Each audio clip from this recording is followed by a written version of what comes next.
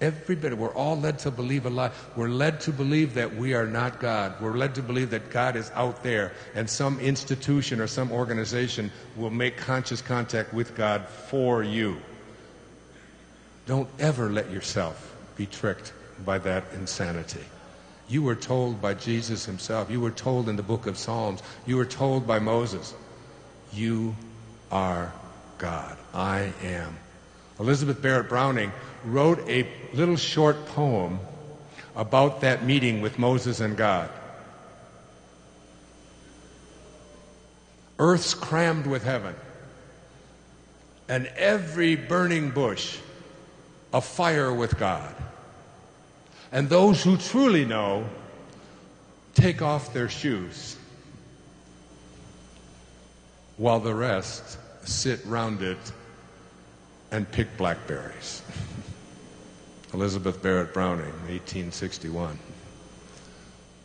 In your imagination, place the I am presence. Never say I will be well. Never say I'm going to get better.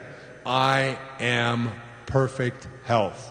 Here's how it is spoken of in the Bible.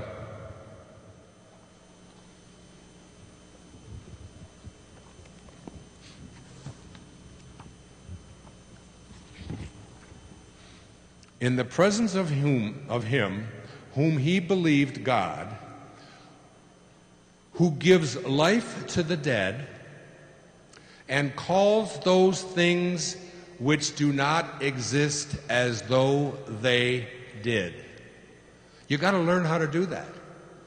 You place into your imagination your I am presence. Your I am presence is the name of God.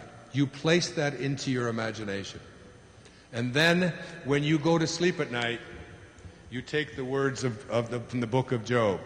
The last 5 minutes tonight, before you go off to sleep, rather than using your mind, if you want to raise more intelligent children, read them more fairy tales.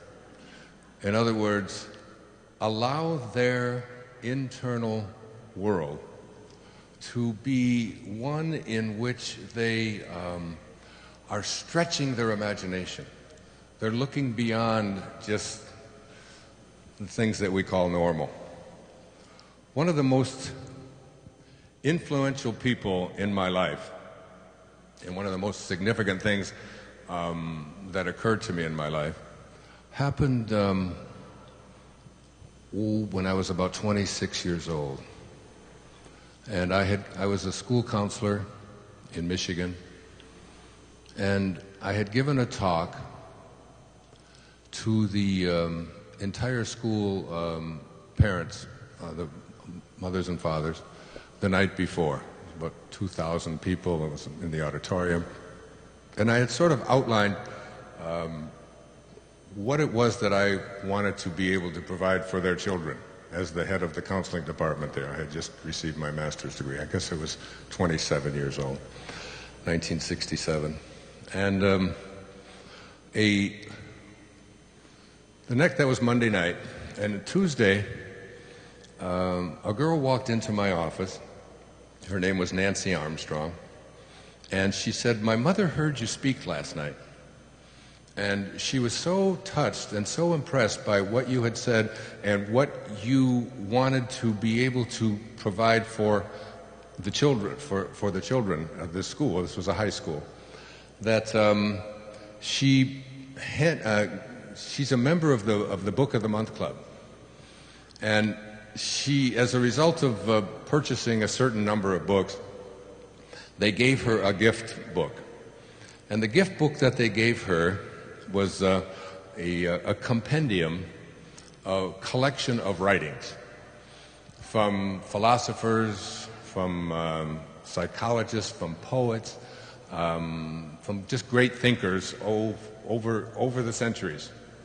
John of the Cross, St. John of the Cross was in there. William Shakespeare, things that he had written. There were Nathaniel Hawthorne. And I just started looking through this this compendium.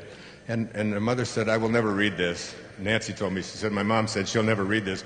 But just based upon the talk that you gave last night, she thought you would really like this. Now, again, this is like one of those signature moments in my life. I mean, handing me that book turned my entire life into a new direction. One of the things, there's a great poet in, she lives in Massachusetts, out on Cape Cod. Her name's Mary Oliver. And she said, she wrote this beautiful poem called Wild Geese, one of my very favorite poems.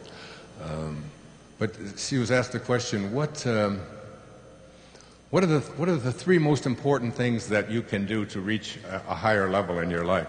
She said, three things immediately come to mind. One, she said, pay attention. Just pay attention. Be aware. It's like, you know, for so many people, that event that happened last night in the pharmacy between this lady, and the pharmacist who will be over here at 8 o'clock when she gets off, and all of the circumstances around it, for me, that's just mind-boggling. You know, I mean, it's like I pay attention to those kinds of things. Even walking along the street and hearing someone overhearing someone's conversation, which alerts me to something that I've been thinking about. It's like, this is a universe in which there are no accidents, and you've got to pay attention all the time. The second thing she said is, be astonished. Rumi, the great poet from Iran, from Persia, said, sell your cleverness and purchase bewilderment. Like, go through life in a state of awe. Just be in awe. And the third thing she said, pay attention, be astonished, share it with other people.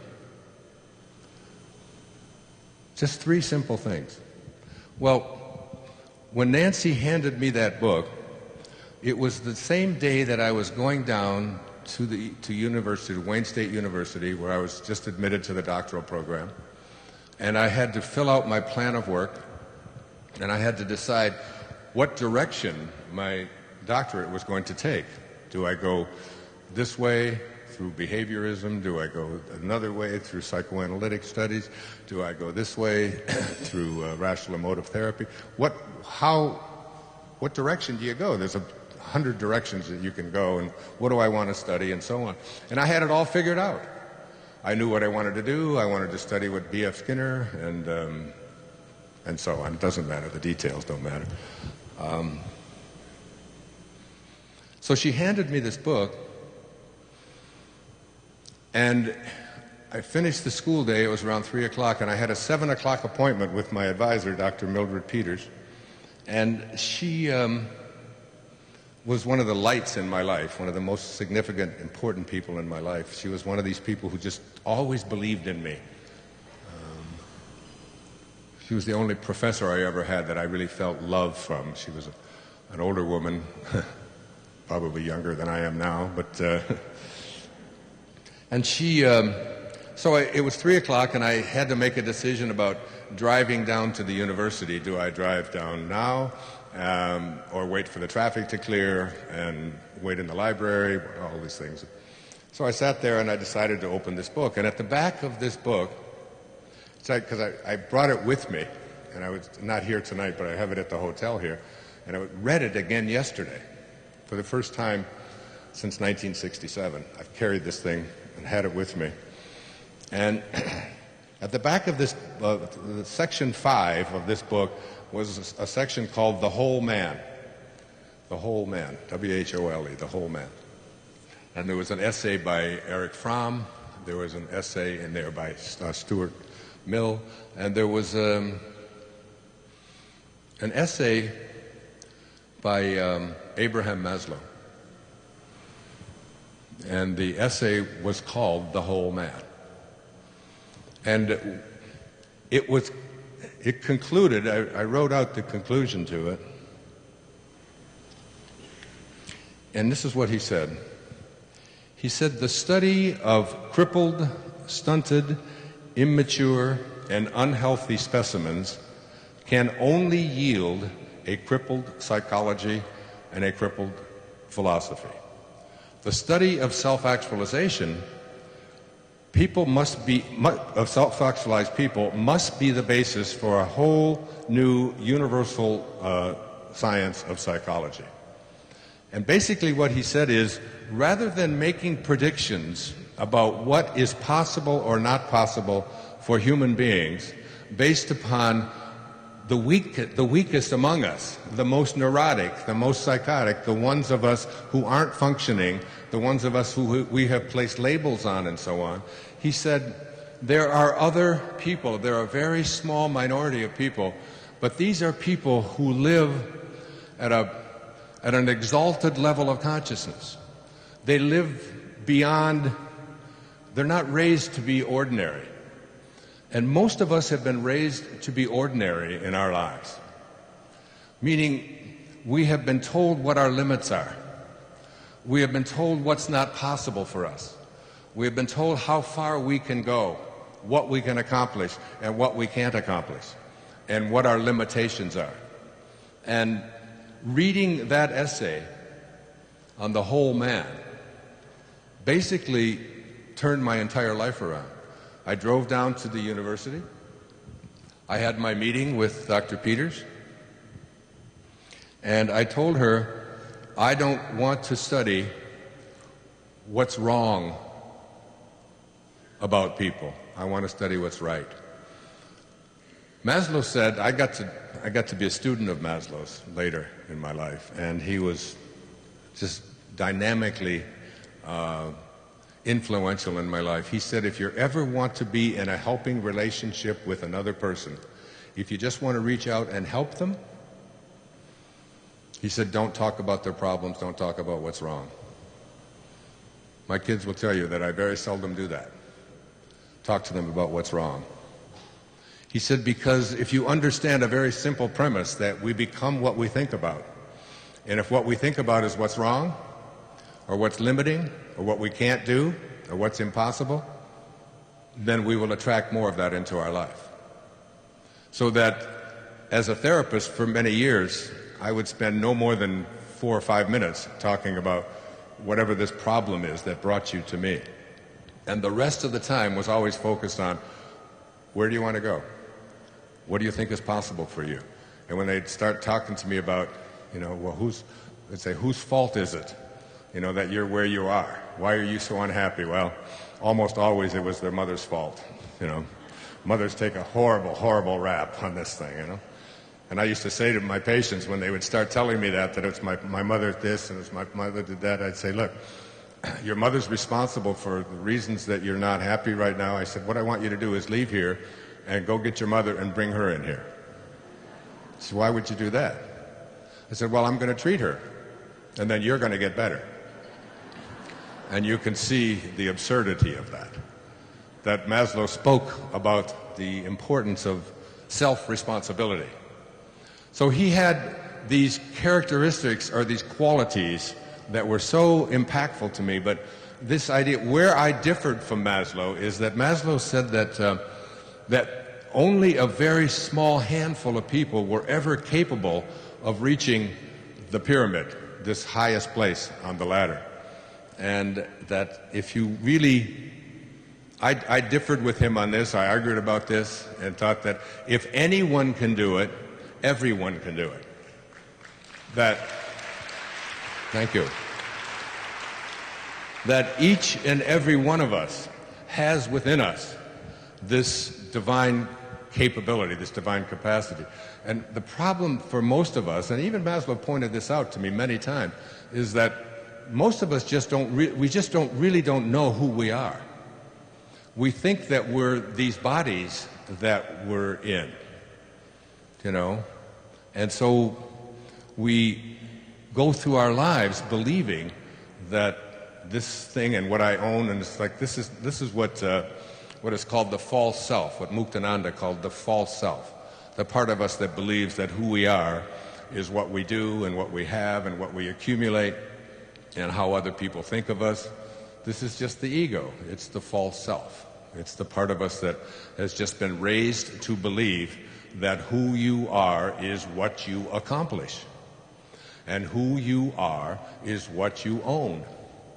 And who you are is what other people think of you. Who you are is your reputation. And who you are is separate from everyone else.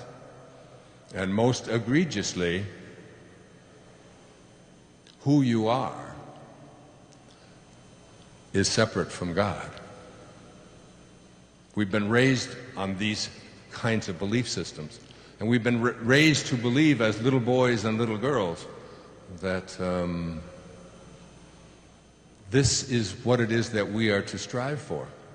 So we're sent out into the world and we're put into schools and we're told that, you know, your value is based upon how much you accumulate. The more you have, the more valuable you are.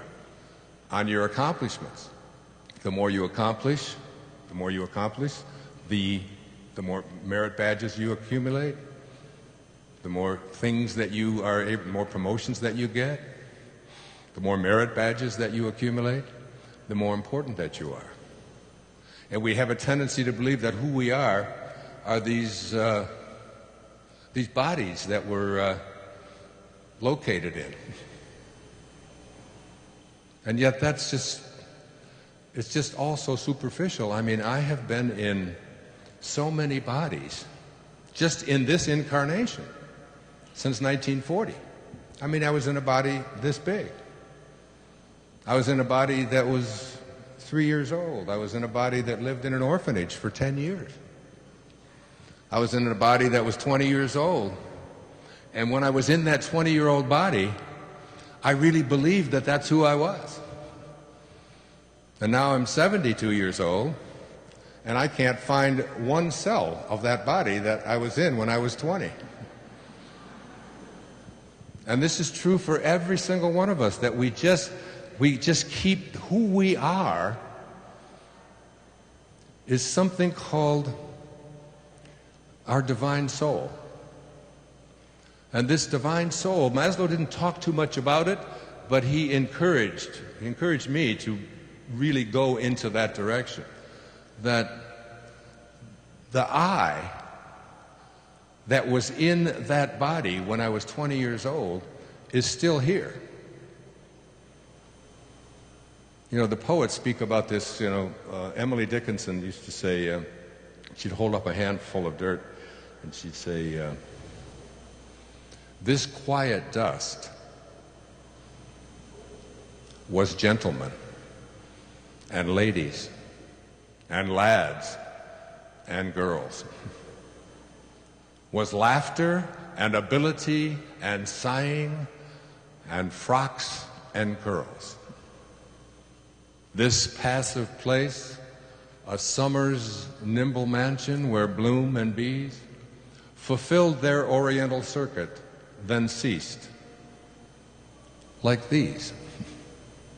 Just dust, this quiet dust, which is what everything that shows up in the physical world ends up as.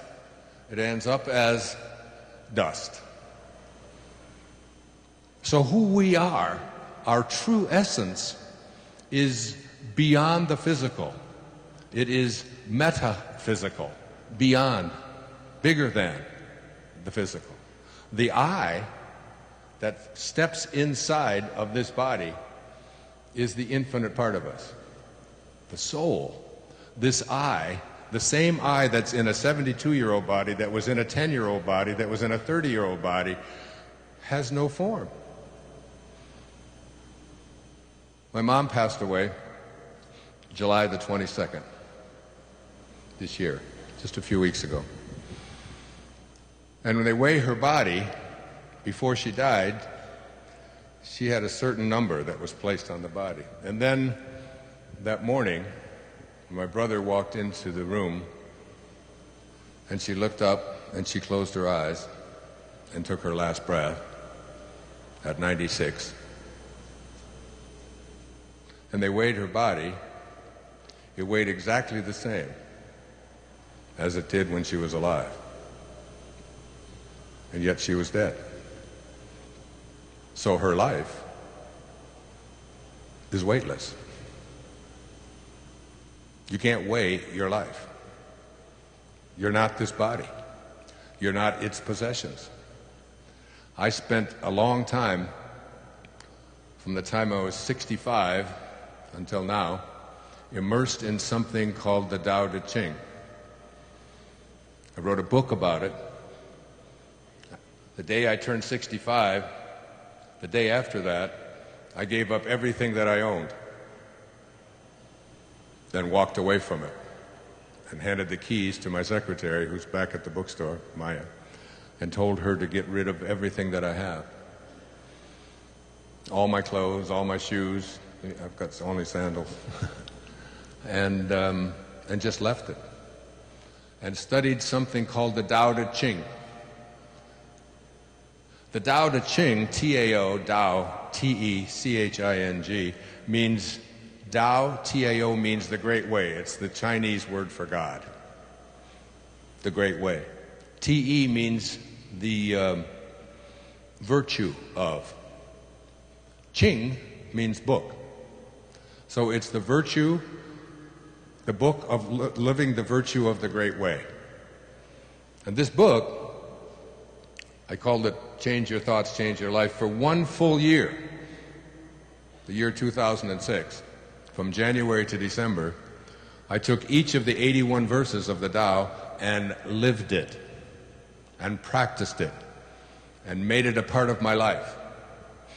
And then at the end of 4.5 days, I would write an essay on how to apply this ancient wisdom. Some call the Tao Te Ching the greatest book ever written, the wisest book ever written. Someone sent me, while I was living the Tao for that year, 6 years ago, a book called Jesus and Lao Tzu. And on the left side of the page was all these sayings from the Tao Te Ching, from Lao Tzu. And on the right side of the page was all the sayings of Jesus. And they were identical. Jesus came along 500 years after Lao Tzu, the great author of the Tao Te Ching. And I'm not saying that Jesus was plagiarizing. What I'm saying is that there are great eternal truths that represent really our essence. This is one of the copies of it, this is just the Tao with affirmations for it. And one of the things I recommend is that you take this little book, it's just a few dollars, and you put it in your new purse. How's that, Tracy? Not bad?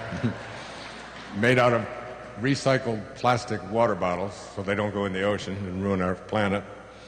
And just carry this with you. And anytime you wonder, just open it up to a page and just read something from one of the verses. I read it because so much of it is paradoxical. I read it, I studied it, I lived it. I was directed to do this. This is another one of those things as I was writing this summer. It was just like, why did I do this? Why would I just give up everything, walk away from everything, go off to Maui and just spend an entire year just living and practicing and doing the Tao, and then automatically writing, just allowing this information to come through me? It's so profound. My MRSA lady, I'd like you to have this. You can stay there, you can catch it. There you go, it's close enough. Carry it with you, put it in your glove box. Live the Tao, practice it as much as you possibly can. So what we have learned is that there is something inside of each and every one of us that is beyond the world of the physical. What I've just described is the ego.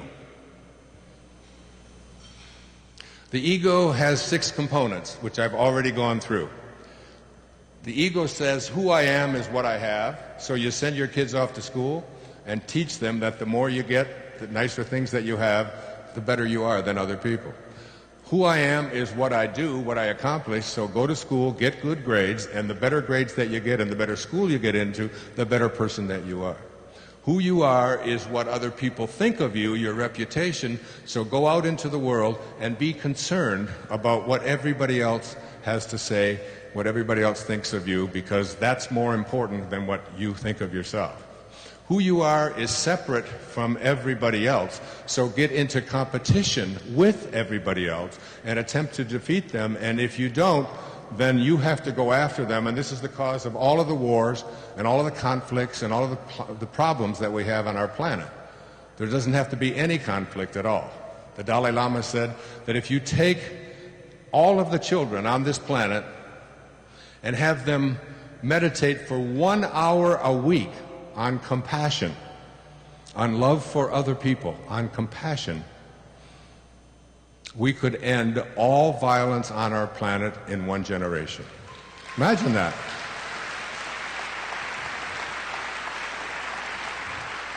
And I was watching the 2 conventions this week, and down in Tampa, one of the representatives came on and actually said, we don't use the word compassion because it's a code word for people who want to have welfare and to be taken care of by the government. This is compassion is a code word that we don't use. I could go into a rant here, but I'll hold back. And our ego teaches us that who we are is separate from each other. That's number 4, separate from what's missing in our life, and separate from God, that God is something outside of ourselves.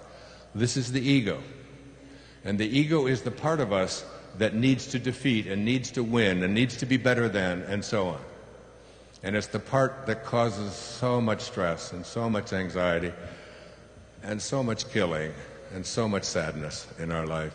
There was a great poet in India. His name was Rabindranath Tagore, and he wrote a collection of poetry back in the 1920s called Gitanjali.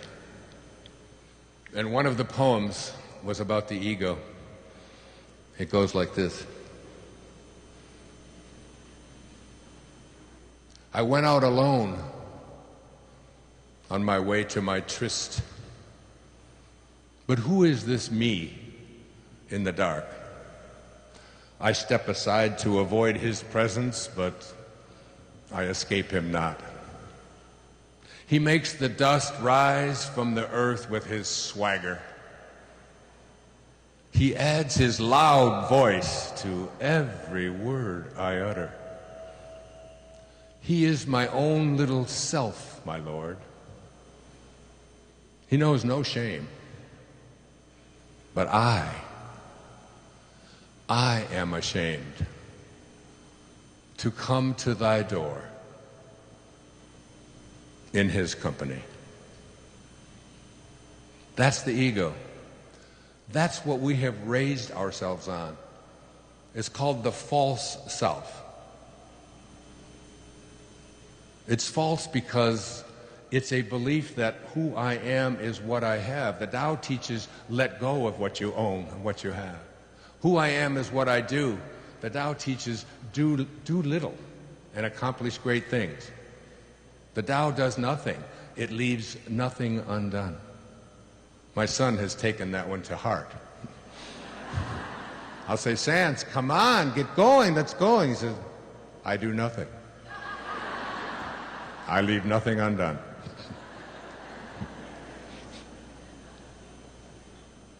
The ego teaches us that what you think of me is so important that I'll do anything to get you to like me. The Tao teaches that what you think of me is none of my business.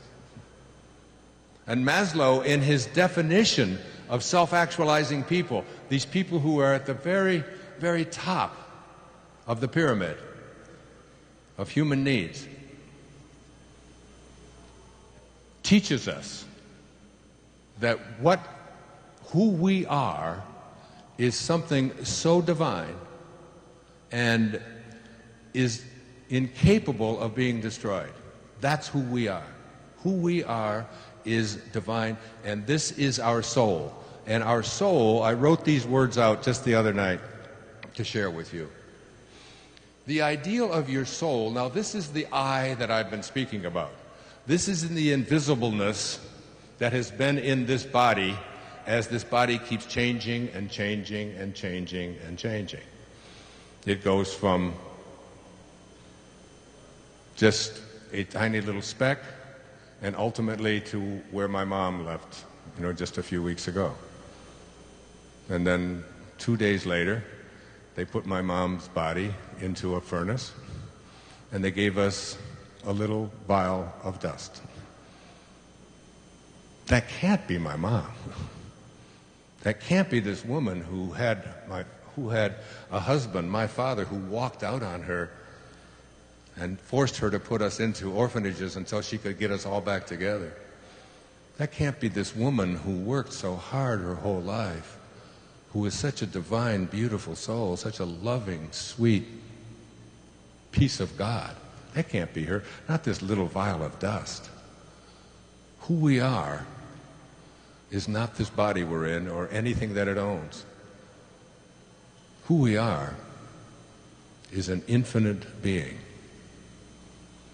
Pierre Teilhard, the great French philosopher and priest who was excommunicated from the church, said that none of us here are human beings having a spiritual experience. It's the other way around.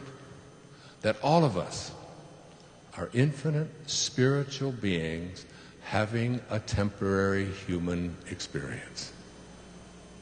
There's a part of us that never dies. There's a part of us that lives forever. And getting in touch with that, we can call it the soul, we can call it the spirit. It doesn't matter what name we place on it. This is what I wrote. The ideal of the soul. Now remember, the soul, this infinite part of you, this part of that I'm speaking about that was in that 20-year-old body and in that 30-year-old body and in that 5-year-old body, but is not formed because you can't find it, you can't touch it, it has no beginnings, it has no ends, it has no boundaries, it has no form to it. It's invisibleness, isn't it? It's the part of you that's processing what's coming out of my mouth right now. And the body that you're in now will be a different body when you leave here tonight. And was a different body than when you arrived. And will be a different body. And you'll just keep occupying these bodies until you no longer have a body. William Butler Yeats, the great Irish poet, said, "An aged man is but a paltry thing, a tattered coat upon a stick, unless soul claps its hands and sings, and louder sings, for every tatter in its mortal dress." We're just tattered coats on a stick unless we find our soul. And this is what the soul is. The ideal of the soul, the thing it asks for, is neither knowledge, nor light, nor happiness. The ideal of the soul is space, immensity. The one thing it needs is to be free to expand and to reach out to embrace the infinite. Yes, the ideal of the soul is infinity. It is miserable when it is compartmentalized or constrained. One of the things I've learned after having 8 children is that nobody likes being told what to do. No one likes being pigeonholed. The soul is infinite. What does that mean? It means anything that is infinite means that it doesn't stop any place, right? As soon as it stops, it's finite. And we can say, there it is. Like my mother's body. There it is. But the part that's in there that I talked to for so many times, especially about this idea of death, is infinite. The minute you put a beginning or an end on it, it's no longer infinite. It's no longer the soul. So the part of you that is real, while the rest is false, all that stuff I've just described is false, the part of you that is real does not want to be constrained. Here's a favorite song. Oh, give me land, lots of land, and the starry skies above. That's it. Don't fence me in. That's enough. Let me ride through the wide open spaces that I love. Jesus Christ, don't fence me in. Don't fence me in. That's the soul. That's the theme song of your soul. It wants to expand. Why does it want to expand? Because it's infinite. That anything that is infinite never stops. As soon as you stop it, it's no longer infinite. As soon as you constrain it, as soon as you put a ribbon around it, as soon as you tell it what it can be and what it can't be, you have stopped it. Your soul needs to grow. It needs space. It needs immensity. It doesn't want to be told you can't do this or that's not possible. Abraham Maslow said the most prominent characteristic of self-actualizing people is that they are independent of the good opinion of other people. They just don't want to be concerned about whether people like them or don't like them, or whether you're fitting in the way they think you should fit in. I wrote a book a few years back called The Power of Intention. We've just released it a year or so ago in a really beautiful gift edition. And in this book, I wrote this book about the year 2003, and I carried with me in my pocket something that I just couldn't shake. And I had just been through one of the most difficult things that ever happened to me in my life. My wife, the mother of 7 of my children, and I separated 11 years ago. And I was as close to being in a depression as you could define the word depression. I was immobilized. I had lost 25 or 30 pounds. I was sick. I didn't want to get out of bed. I just couldn't possibly believe that at the age of 60 that I was going through junior high school stuff again, breaking up and all of that. Now I look back on it and see it as one of the most important and significant events of my life, which allowed me to shift into a new level of consciousness, because I was able to write from a place of compassion. I was able to stop being quite so smart-alecky and know-it-all and have all the answers and be quick and witty and so on, and to write from that inner place of deep sadness. Where's my girlfriend from Spain? Stand up. I'm going to give you a copy of this. This is the beautiful new edition. There you are, sweetheart.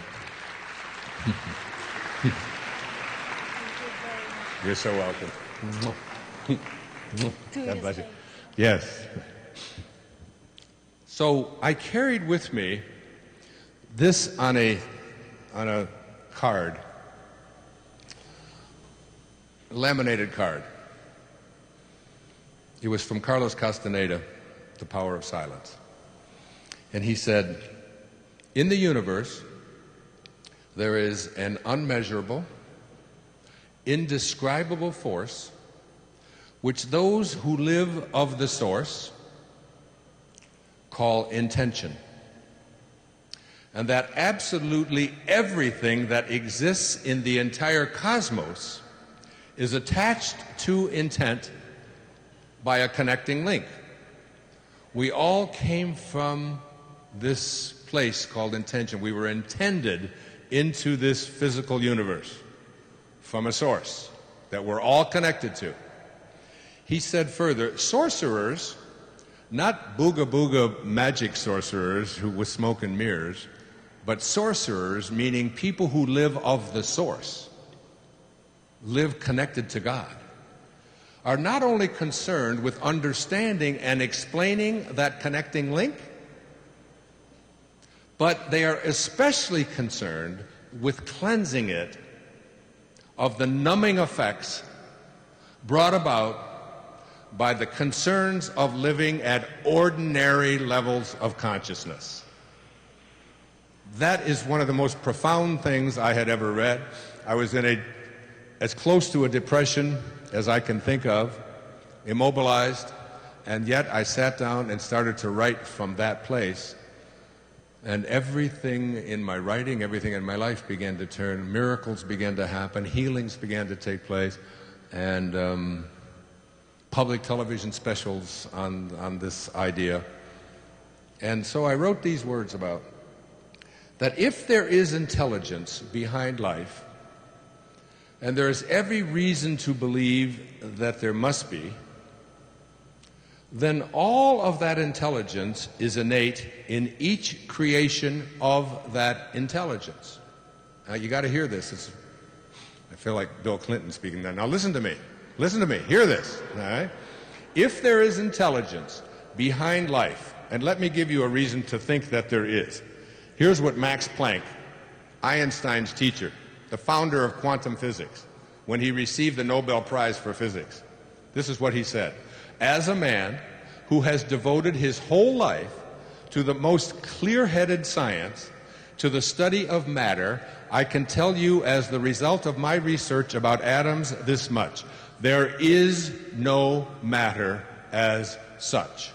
All matter originates and exists only by virtue of a force which brings the particles of an atom to vibration and holds this most minute solar system of the atom together. We must assume, said the greatest living scientist, behind this force the existence of a conscious and intelligent mind. This mind is the matrix of all matter. And guess what? You came from it. T.S. Eliot put it this way: we shall not cease from exploration, but at the end of all of our exploring will be to return to the place from which we originated and to know it for the first time.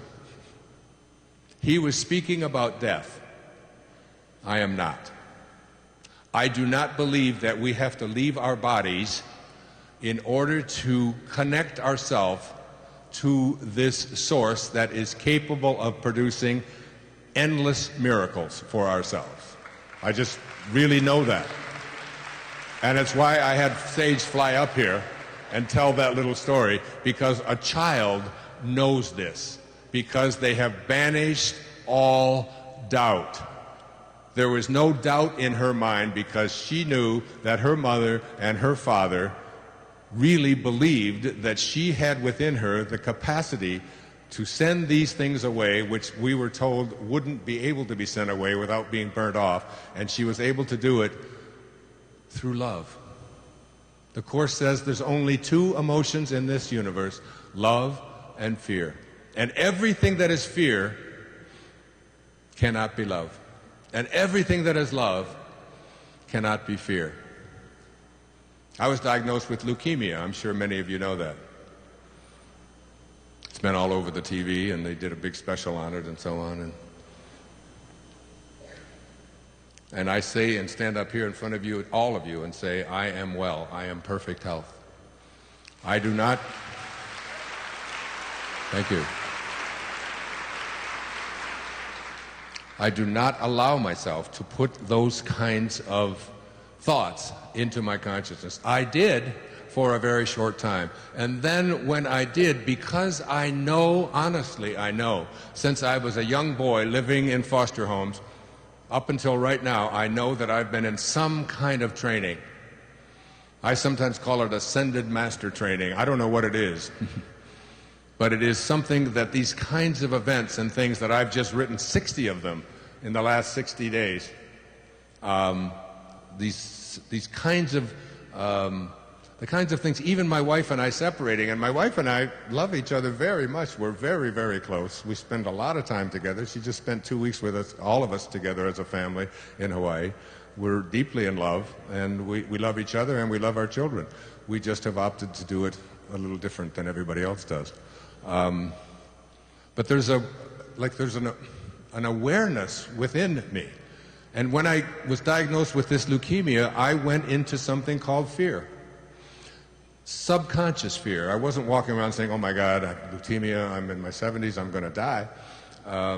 I have never thought for a minute and told anybody that if you listen to my ideas, you're going to live forever. Your body is never going to go away. Everything that materializes, said Jesus, dematerializes. That's just the way it is. But who I am is infinite. You can't kill that which has no form, right? So who I am. So I had this amazing experience that I write about in Wishes Fulfilled, of my meeting with John of God, this divine healer down in Abidjan in Brazil.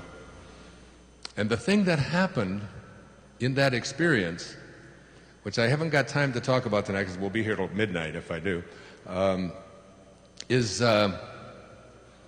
basically what happened. I had this remote healing, and then I met John of God in person up in New York State last Labor Day,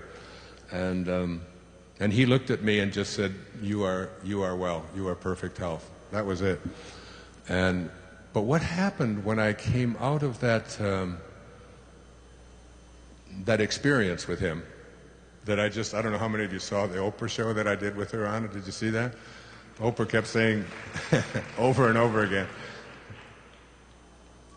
"What do you mean you had this healing?" She just couldn't get over that. And so, you know what?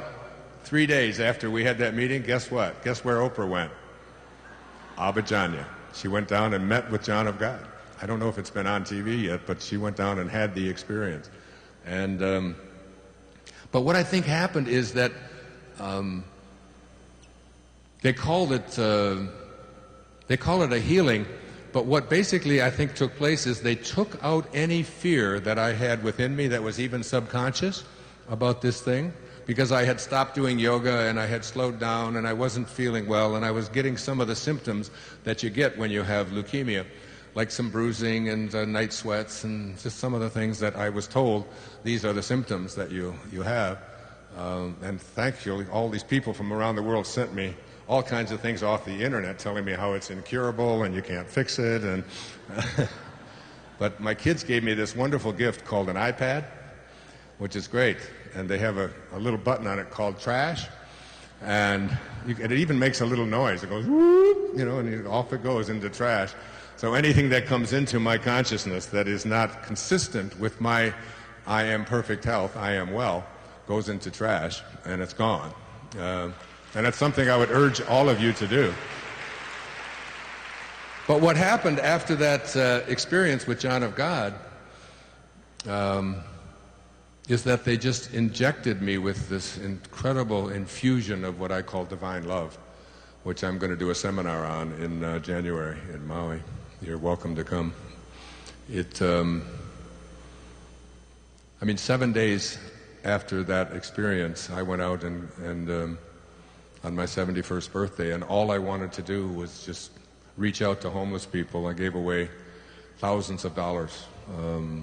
Walk back, and I'd never even had the inclination to do such a thing. Little old ladies who were taking plastic bottles out to take and give them to my daughter to make purses with. And I walked back into my bedroom and I was just sobbing at the hotel, the St. Francis Hotel in San Francisco. And all I wanted to do was just be in a space of just divine love. Everyone that I encountered. And since that time, I think what they did is they took out fear. There's an old saying that says, it's an old Chinese saying, that fear knocked on the door and love answered and no one was there.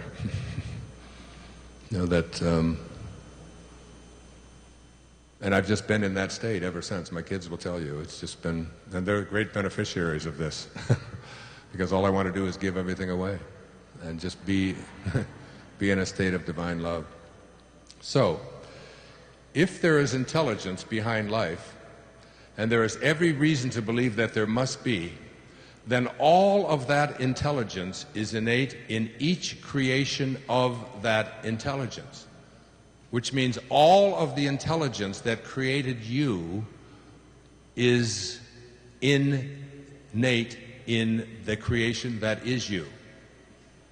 That God is not something that is outside of you. You came from this divine source. You are this divine source. The third chapter of Wishes Fulfilled states emphatically that your highest self says, you are God. And some people think of this as blasphemy, but it's all over the scriptures. Even Jesus said the direct words, is it not written in your laws that I have said, you are God's? And St. Paul in Philippians, have in you the same mind as Christ Jesus, who being in the form of God, did not consider it robbery to be equal with God. You may not have ever thought of this, and I'll be talking about this shortly. This whole idea about this recognition that God is not an external concept, not a being out there, but a divine intelligence from which all things originate, to which all things return, and that it's in you. So if, again, I read it, if there is intelligence behind life, and there's every reason to believe that there must be, which I've just given you evidence of, then all of that intelligence is innate in each creation of that intelligence. Thus, universal mind, or the sacred self, is complete and entire within each and every one of us. We have only to discover it for its power and perfection to be ours. To be ours. You just have to discover it for yourself. And the way that we discover it for ourselves, I did it on the PBS show, and my executive producer is here in the room. She told me, where are you, Nikki? I know you're here because I saw you out there before. Nikki Vitale? No? She never goes away. She's produced 10 of my public television specials. Anyway, this is how I started out my PBS special, the last one. It's from Portia Nelson. Portia Nelson was this woman who was in a seminar, and she was given a card like this, a 5x7 card, 5 of them, and they were supposed to write their entire life story in 5 chapters, from birth till now. And this is what she wrote. They gave them these little, actually they gave them 3x5 cards, so they didn't take up too much, too much time. So this is what she wrote in her 5 chapters of her life. Chapter 1 of my life. I walk down the street. There's a deep hole in the sidewalk. I fall in. I am lost. I am helpless. It isn't my fault, and it takes forever to find a way out. Chapter 2 of my life. I walk down the same street. There's a deep hole in the sidewalk. I pretend I don't see it. I fall in again. I can't believe I'm in the same place. It isn't my fault, and it still takes a long time to get out. Chapter 3 of my life. I walk down the same street. There's a deep hole in the sidewalk. I see it there. I still fall in. It's a habit. My eyes are open. I know where I am. It's my own fault, and I get out immediately. Chapter 4 of my life. I walk down the same street. There's a deep hole in the sidewalk. I walk around it. Chapter 5 of my life. I walk down another street. Isn't that great? Portia Nelson. I walk down another street. And that's what the rest of this time that I have with you here tonight is about. It's about walking down another street. A street that is so unique and so new that you almost have to give up everything that you held to be true. In order to elevate your life to a higher level of consciousness, you have to change your concept of yourself. If you want to change your concept of yourself, you have to understand what your concept of yourself is. Your concept of yourself is everything that you believe to be true. So therefore, you must be willing, if you have arrived not here at this time tonight, here in this city tonight, if you have arrived at a place that's at ordinary levels of consciousness, you have to understand that everything that you believe to be true is what got you here. If you want to get here, you have to change what you have come to believe to be true. Only probably one person in this room of 3,000 people will be able to do that. I don't know. Is it you? Because changing what you believe to be true literally means I let go of all of that. I wrote down a couple of quotes on this. This is René Descartes, very famous French mathematician, philosopher. He said, in order to reach the truth, it is necessary at some point in one's life to rid oneself of all the opinions one has received and to rebuild one's entire system of knowledge from the very foundation. That's something that I have done in my life. I was on a program with a great man, a man whose work I studied when I was a doctoral student, named Viktor Frankl, who was in the concentration camp at Auschwitz and survived because he wrote a book called Man's Search for Meaning, something called logotherapy. And he was so profoundly influential in my life that it was 1978, it was in Vienna. I just had written a couple of bestsellers, Erroneous Zones, Pulling Your Own Strings. They sent me to this place by YPO in Vienna because I was just on the bestseller list, and I just 38 years old, and I had no idea that I was going to be on a panel with Viktor Frankl. Viktor Frankl was the man who said that when they gave us a floating fish head in a bowl of dirty water, that we had to find a way to see beauty in that. And those who couldn't do it couldn't survive and didn't survive. He said, Wayne, we had lunch after that seminar. He said, when we are forced into situations over which we have no control, we are challenged to change ourselves. And changing ourselves, you will not likely be confronted with those kinds of circumstances where you're a medical doctor just picked up and sent off to a concentration camp and watching them burn bodies day after day. Not likely you'll be challenged like that, but there are still infinite challenges in which we have to be willing to change ourselves, to look at it from another perspective, the way Sage did when she was 5 years old. To look at what this is that this lady over here did when she had MRSA for 4.5 months and her life was on the line, that I can do something about that. And there's a gentleman here in the room who's sitting in the front row that I've invited to come up and just say a few words to you. He's one of my dearest friends. He's a cardiologist, a world-famous cardiologist who has helped me with heart issues myself. And he's written a brand new book, and it's called No Storm Lasts Forever. Terry Gordon, who's a cardiologist in Ohio, has had to give up his practice because he's devoting his life now to something else. I've written the foreword to this book, and you won't likely have to face the storm that he's faced, but any storm that comes into your life, this book will be helpful to you, and I encourage you to look at it. My friend Elizabeth Kubler-Ross, before she passed away years ago, said, if you shield the mountain from the windstorms, you'll never see the beauty of the carvings. The storms of our lives have much to teach us. Terry happened to be confronted with a huge storm. He'll tell you about it. He just has a few moments.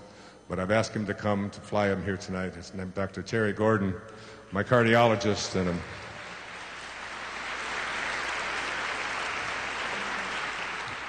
He looks like a hippie these days. I don't know. He's just trying to show a contrast up here, I think. Manure. Is that on? There we go. Well, good evening. You know, I was listening to Wayne talk about wishes fulfilled. And the thought crossed my mind, if I could choose just one wish to be fulfilled, what would that be? And I think it would be guidance. You know, life has a way of preparing us for what is yet to occur. And about 10 years ago, I fortuitously bumped into Wayne Dyer on the beach. Little did I know the impact he would have on my life in preparing me for the storm of my life, which was about to occur. About 3 years ago, my daughter, Maddie Rose, had come in from Chicago. And you know, it's a parent's sixth sense when you can tell something's not quite right. The sadness dripped from her, and she came into my office. And I said, "Sweetie, what's up?" And she said, "You know, Daddy, it just seems like the further I go in life, I always thought that the more control I assumed over my life, the easier it would become, but it's not working that way." And then with this deep sigh and a single tear trickling down her cheek, she said, "You know, it's just life is getting more difficult for me." And I pulled her up into my arms and rocked her as I always had. And I thought for a long moment because I knew what I was about to say to her would be very important. And I said, "You know, sweetie, I think that's the way it's supposed to be. That if we are to grow, if we are to progress on this path we call life, if we are to mature spiritually, we must face greater and greater obstacles. And the more daunting those challenges, the greater the potential for growth." I quoted from the Kabbalah, the ancient mystical text of Judaism, that says, "It's the falls of our life that provide us the energy to propel us onto a higher path." And I shared with her, these are actually gifts from God, and that we should actually be grateful for the crap that comes our way. I kissed her on the forehead and left it at that. The next morning at 6:20, I received one of the worst phone calls a parent could get. The grave voice on the other end of the line shared with me that our son Tyler had been involved in a car accident and that he had shattered his neck. And then came the dreaded words, "Your son is quadriplegic." You can't imagine. You can't imagine the impact of those words. I had about 20 seconds of denial, and then the doctor in me kicked in, and I knew they were going to be life-flighting him from Durango to Denver, Colorado. So within an hour, I had bolted from the house, speeding up to the airport at Cleveland to try to get on an overbooked flight, which I ultimately did. I was seated next to a window, and I was like a caged cat. I was now incommunicado. I didn't know if my son was alive, dead, brain damaged, bleeding from internal organ injury. Yeah, I was crazed. The thoughts banging inside my head were so painful, it was excruciating. I felt like I was in this tornado. And it was loud, and it was whooshing, and it was dank, and it was dark, and I looked down the funnel, and it was pure blackness. It was so frightening. And I remember praying harder than I'd ever prayed before. And I kept saying over and over again, "I can't do this. I can't do this." Gradually, that loud whooshing sound abated as I was being enveloped in this cocoon of white noise. It became a place of unfathomable peace.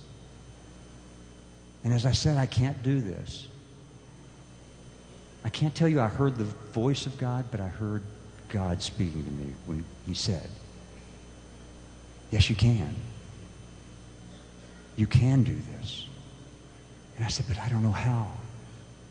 And God said, "Just last night, you just shared your truth with your daughter.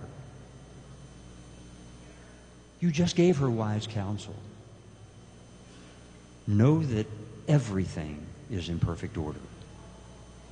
Even this." And I remember asking for help. And the most profound thing came to me when God said, "Treat this as if it was something you had chosen." Why would I do that? Why would I choose a calamity such as this? What possible good could come from something of this magnitude? The challenge for me became altering my perspective enough to realize and recognize the presence of God in this experience. And in order to do that, I had to let my mind go way beyond what I had previously judged as good and bad, beautiful and ugly.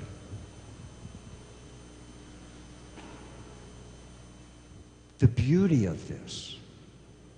I woke one morning and the sun was streaming in from outside. This was shortly after I arrived in Denver. And there were sparkles on the walls as the light was dancing around. And I remember thanking God for the beautiful day and enjoying it so much. And then,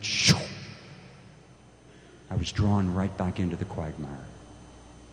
And I felt so guilty because I was enjoying the beauty when my son could not. And then it hit me. Why shouldn't I enjoy the beauty of the day? It's right there. It's always there. It abounds. It's like the puppy dog that sits at your feet, waiting patiently for you to notice it. This realm in which we live is the perfect circumstance. None of us is immune. We're all going to face suffering. But the beauty is that we counter it. It's counterbalanced by the things in life that provide us pleasure. And as Wayne often says, when you change the way you look at things, the things you look at change. Even though my son has suffered a lot, the beauty of this is that he has progressed on that path of higher consciousness. It's the falls of our life that provide us the energy to be propelled onto the higher path. Namaste. Thank you, Terry. Thank you. Terry Gordon, Dr. Terry Gordon. No storm lasts forever. Every chapter in here just gives you goosebumps. I was so proud to write the foreword to this. There's so much more about this man that I could share with you. He watched a young boy, football player, die needlessly because they didn't have the equipment there to start his heart because he was on a football field in the heat of a game and he died. And he himself personally was able to help to raise the funds to put one of these machines in every single school in the state of Ohio, and now is working on it for the United States. Amazing, amazing story. So this walking down a new street, what I want to say to you about this, I think the message of what I came here to talk to you about tonight is incumbent in what I'm about to say to you. This idea that, I said the second chapter of, the first chapter is about changing your concept of yourself. The second is about understanding your higher self. And understanding your higher self is a pretty simple thing. Our higher self is perfect, omniscient, and almighty, a fragment of God himself, a pure, transparent, luminous quintessence. This is from Peter Dunov, the great Bulgarian spiritual master. He said, the Creator, the Tao, God, the divine mind, has planted within every creature a fragment of himself, a spark, a spirit of the same nature of himself. So there is a spark of God in every creature. And thanks to his spirit, every creature can become a creator. And this means that instead of always waiting for their needs to be satisfied by some external source, human beings can work inwardly by means of their thoughts, their will, and their spirit to obtain nourishing, healing elements they need. This is why the teaching I bring you is of the Spirit of the Creator and not of matter. And I was introduced to this idea of a spark within us, and I put it on my public television special, which is airing around the country. I'm sure many of you have seen it, and if you haven't, you will, because that seems to be all they play. But I had an incredible experience with a woman who came into my life, a woman I care very much about. Her name's Mira Kelly. And she flew all the way to Maui just because she heard I had leukemia. And she felt that if I was to be able to do a past life regression, that I could find the healing that was necessary. This was all in a perfect storm, because this was at the exact same time that I was having my experience with John of God, and when I was introduced to Anita Moorjani, whom I'm going to talk to you about in a few moments, this incredible woman who had a near-death experience that really transformed not only her life, but mine as well. And Mira came to Maui, and she did this regression with me. And I've never been a real big devotee of past life regression.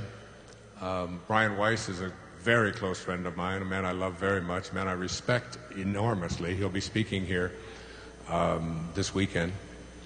And I respect his work. I've been at his workshops. We've talked about these things many times.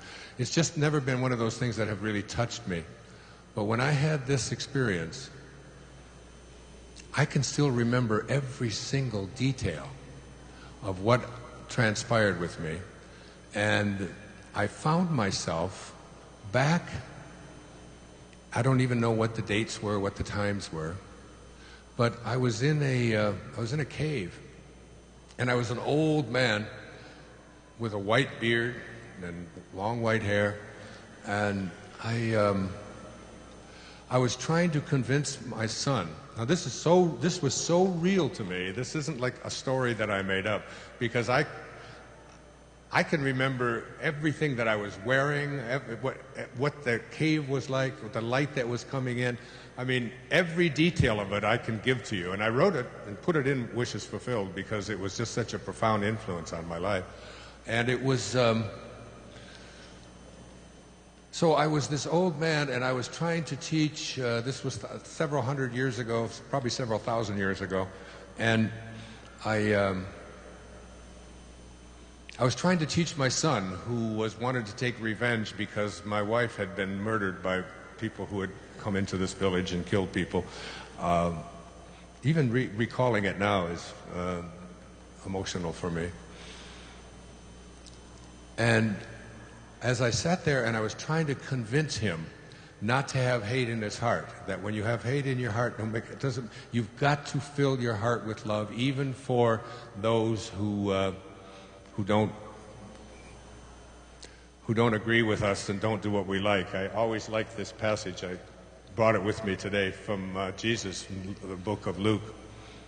If you love those who love you, what virtue lies in that? Even the morally weak love those who love them. And if you're good to those who are good to you, what virtue lies in that? Even the morally weak do that. Love your enemies. Be good to them. Share with them without expecting anything in return. Then your reward will be rich, and you will be sons of the Most High. He is kind to the ungrateful and the wicked. Be compassionate like your Father. Be compassionate like your Father. I was trying to teach that, and I had such a vision of that man that I was at another time, who knows when. And then this woman, Mira, is from Bulgaria. And Peter Dunov is this great spiritual teacher. Einstein said of Peter Dunov, how many people in the room have heard of Peter Dunov? It's like 1%, maybe 10, 15 people in this room of 3,000 people. Peter Dunov, Albert Einstein said of Peter Dunov at the height of his popularity, when he had just published his theory of relativity, he said, "The whole world bows before me, and I bow before Peter Dunov." And he actually lived part of his life in my lifetime. He died in 1944, so our lives overlapped. But one of the things you learn when you start to study this is that there's no such thing as time, which means there's no past, which means there's no future, which means all there is now, which means lives can overlap. It's a hard concept to even get into, but it intrigues me to no end. So her mother is also from Bulgaria, and her mother was in Bulgaria, and she brought back a book written by about Peter Dunov, great big book with his picture on the front. And when she handed me the picture, I almost collapsed, because it was exactly the image that I had had of myself trying to teach divine love to my son and to everyone else through this light that was coming through, that was so bright that I was in, but I couldn't get my son, who was in his 50s, I couldn't get him to move into it with me. And that entire dialogue is in there. What I have asked Mira to do is, if you would like to do a past life regression and can't afford it or can't, haven't got the time because it takes a long time, she has done one where you can do it yourself. Just come out. In fact, this is the first time it's ever been shown. It's called Healing Through Past Life Regression. You can actually do it yourself by being guided by her, who is a student of Peter Dunov, as is her mother. So this just came out today. And this beautiful blonde lady right here, that's for you. Go find out who you were in the past. So I want to just tell you that I just spoke about the higher self. Now I'd like to speak to you about what I came to speak about tonight, which is the highest self. The highest self is described at the end of a book by Neville that I based much of Wishes Fulfilled on. And this is the last chapter in this book called The Power of Awareness. Chapter 27, it's called Reverence. In all of creation, in all of eternity, and in all the realms of your infinite being, the most wonderful fact is that which is stressed in the first chapter of this book. You are God. You are the I am that I am. You are consciousness. You are the creator. This is the mystery. This is the great secret known by the seers, the prophets, and the mystics throughout the ages. This is the truth that you can never know intellectually. It doesn't matter how many churches you go to or how many books you read or how many lectures you attend. You can only know this by experiencing it, by going within and meditating and coming to know the highest self. Now, if this sounds blasphemous to you, then let me read to you from Psalms, this 82nd Psalms. Defend the poor, the fatherless, do justice to the afflicted and the needy, deliver the poor and the needy, free them from the hands of the wicked. They do not know, nor do they understand. They walk about in darkness, meaning they walk about living through their ego. All the foundations of the earth are unstable. Everything in the physical world doesn't exist. I said, you are God's, and all of you are children of the Most High. So that's right out of the Old Testament, and Jesus said it in the New Testament. Is it not written that I have said, you are God's? Now, this is something that we think of as blasphemy so often. We have been raised not to believe in our own divinity, and that if we have a spark of God within us, that spark of the divine, that spark of being able to heal, to create, to manifest, to attract into our lives anything that we place our attention on, because we do not, this is not the secret, we do not manifest what we want. We manifest who we are and what we are as human beings. When we are close to God, when we are living God consciousness, it is then and only then that we gain the power of the Creator. It's like, I talked about this on my radio show a couple of weeks ago when a woman was calling in and was saying that How do we access the angels? How do we access this divine guidance? How do we access these ascended masters who have lived before us? The way that we access them. Yes. Oh. So glad I brought this. The attitude of one who wishes to work in conscious cooperation with the ascended hosts should not be, I wish I could go to them for instruction, but rather, I will so purify and discipline and perfect myself and become such an expression of divine love, wisdom, and power that I can assist in their work. Then I will automatically be drawn unto them. I will love so constantly, so infinitely, so divinely, that my very intensity of my own light will open the way for them to accept me. In other words, if you want the divine masters to assist you in manifesting what you want for your life, you have to be like they are. They don't recognize the ego in you. That's the false self. When they see you behaving in ways of divine love, when they see you extending love to those people who we are told that we're supposed to hate. When Jesus spoke in the book of Luke there about loving those people who are not like us and our enemies, when they see you behaving in these ways, when you have no criticism, no judgment, and no condemnation for any of God's children, then you attract into your life these kinds of miraculous things, and you begin to see them as you remove the fear from your consciousness and from your life, and instead are practicing and living from a place of perfect divine love. That's when you access the power of creation, the power of intention. So what we need to learn, and I'm just going to go back on a quick little biblical tour. You all know the story of Moses. And if you don't, I'm going to tell you.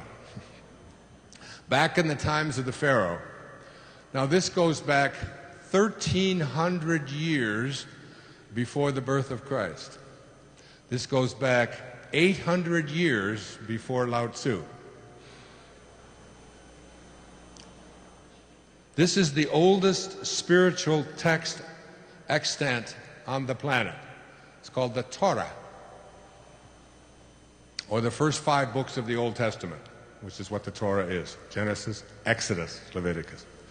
Okay, so in Exodus, they tell the story of Moses. Basically, the Pharaoh, the ruler of Egypt, had enslaved the Israelites, the people that they were controlling, and they had said that he was afraid that there was going to be a Messiah, and this Messiah was going to come and destroy his power.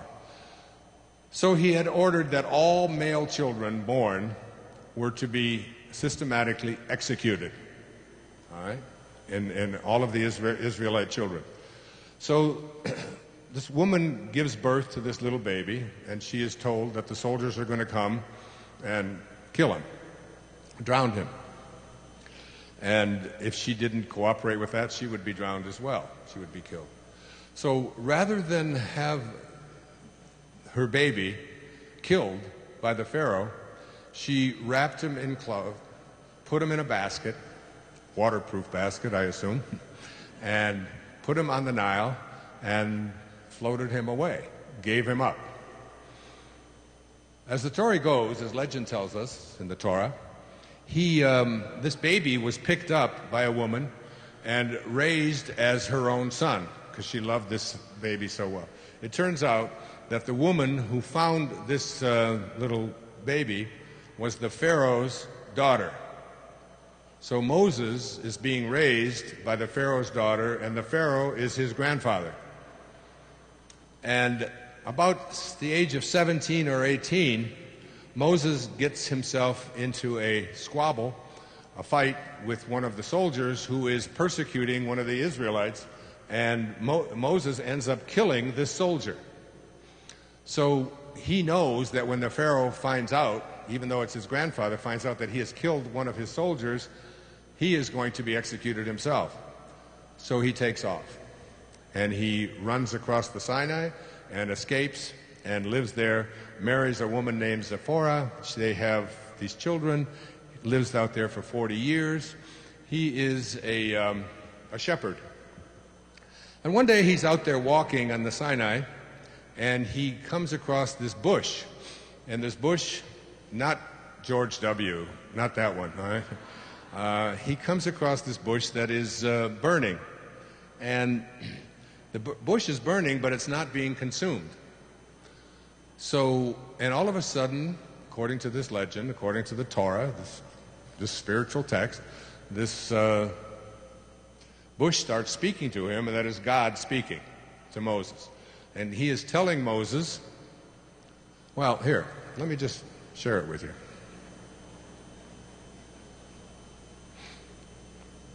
Sky, you made a mess up here.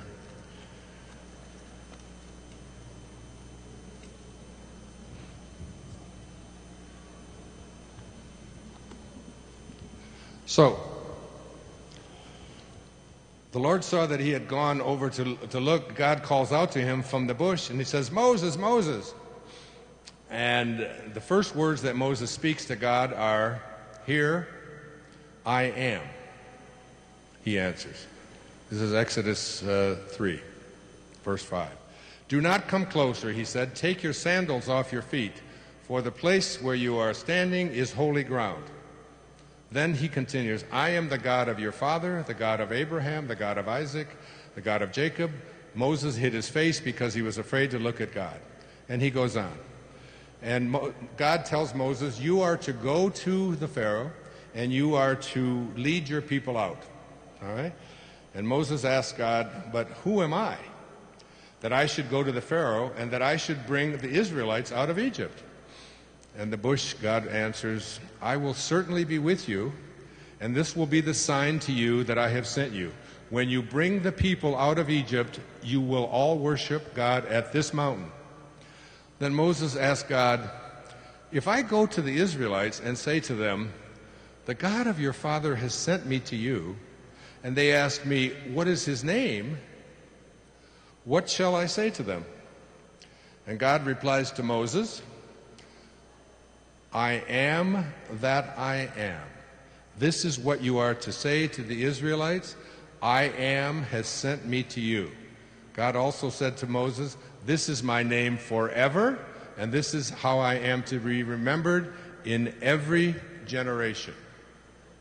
My name is I am that I am. Okay. So what is the name of God? It's the only place where we ever have a name, according to the ancient spiritual text that so many people celebrate around the planet. God's name is I am. Every time you use the words I am, you are saying the name of God. It defines that spark that was placed in you of God.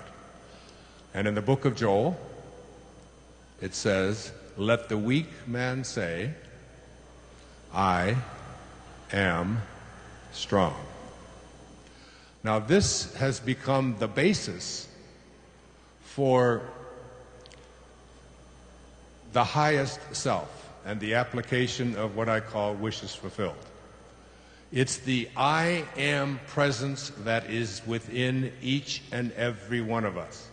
About one person in a million takes the time every day to give gratitude, thanks, and prayer to the I am presence that is within each and every creature, meaning you. This is what I have spent the last 2.5 hours attempting to get across. That there is a divine presence within each and every one of us. If it's your higher self, it's a spark. If it's your self-actualized self, as Abraham Maslow spoke about it, it becomes your entire being. So I received a little book before I sat down to write Wishes Fulfilled, and this is another one of those books that I'm telling you, it's like Arthur Miller. It just wrote itself. And the book that I've just completed, I mean, my son just left Maui with me just a few weeks ago, and I just showed him this. I said, Sans, that's 500 pages of writing that doesn't even have a scratch mark out. I mean, I just sat down and allowed it to come through me. This is what happens when you begin to give thanks to this I am presence that is within each and every one of us. This I am presence came to me through something called the I am discourses. And the I am discourses are the teachings of Jesus, teachings of Saint Germain, and just at the very beginning, let me just read a little bit of this to you. I am is the activity of life. How strange it is that students with sincere interest do not seem to get the true meaning of those two words. When you say and feel, I am, you release the spring of eternal, everlasting life to flow on its way unmolested. In other words, you open wide the door to its natural flow. When you say, I am not, you shut the door in the face of this mighty energy. I am is the full activity of God. Every time you say, I am weak, I am poor, I am sad, I am depressed, I am unhappy, I am discontent, that's blasphemy. God didn't say to Moses when he asked him his name, my name is, I hope things work out well for you. Good luck. He said, my name is, I am that, meaning I am that, and that, and that. I am that I am. Having placed before you so often the truth of God in action, I wish you to understand its first expression. The first expression of every individual everywhere in the universe, either in spoken word, silent thought, or feeling, is I am, recognizing its own conquering divinity. The student, me and you, endeavoring to understand and apply these mighty yet simple laws, must stand guard more strictly over his thoughts and expression, in words or otherwise. For every time you say, I am not, I cannot, I have not, you are, whether knowingly or unknowingly, throttling that great I am presence within you.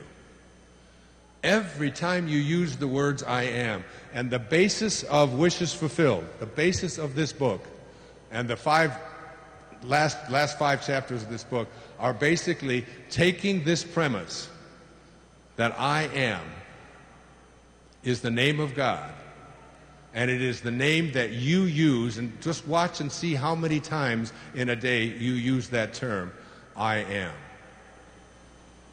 And ask yourself, I am depressed, I am sad, I am poor. And that's why when I open and I say, my name is Wayne Dyer, and I am well. I am perfect health. I am love. I am divine love.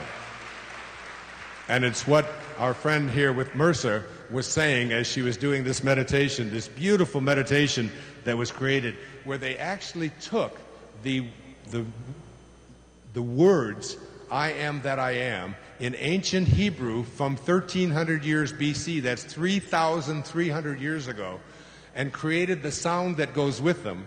And we created a meditation for this so that as you play it, I did it for an hour before I came down here to give this talk tonight. And I do it every single day, as do my children. And when you put this sound on, and just take out, is what I recommend when you do this with this meditation, take out a piece of paper and just write the word that at the top. And under that, just put whatever it is that you would like to manifest or attract into your life. A new job, a better relationship, a healing in your life, attracting more finance, whatever it might be. That's what I would like to attract. I am that. And say as your inner mantra, as we explain on this meditation. It's called the Wishes Fulfilled Meditation, I Am, with James Twyman, where they actually took that sound and put it on a tuning fork so you will actually hear the sound of God according to the research that they've done on this. It's an amazing thing. Who would like a copy of this, would you? There you go. That's just for you. Try it. You'll be amazed by it. So, practicing this now, before I go into the absolute finale, I would like to bring someone up here who's been waiting patiently, another one of my daughters, who is going to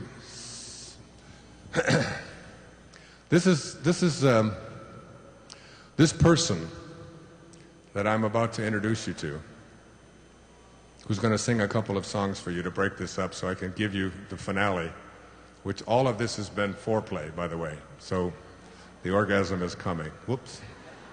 Sky, sorry, I know I shouldn't have said that. I'd like you to welcome the girl who represents I am consciousness, God consciousness, better than any person I have ever known. And that's the truth. This is love in action. This is a divine soul who tells every one of us how much she loves us every day and has been doing it since she was just an infant.